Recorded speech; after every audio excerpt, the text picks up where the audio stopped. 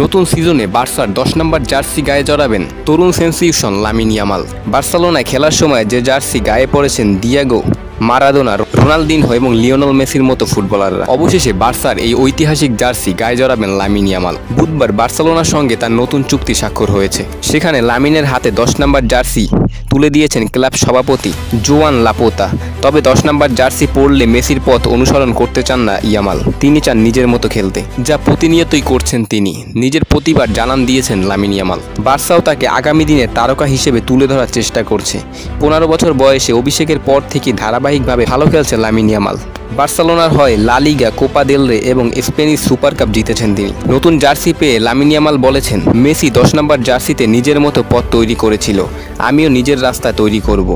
ওরা তিনজন, Messi, Ronaldinho, Maradona ক্লাবের কিংবদন্তি। প্রত্যেকে ওদের মতো করে খেলার স্বপ্ন দেখে। আমি ওদের উত্তরাধিকার এগিয়ে নিয়ে যাওয়ার চেষ্টা করব। বার্সেলোনার হয়ে অভিষেক, ফলে স্বপ্ন পূরণ হয়েছে। এবার 10 নম্বর জার্সি পেলাম।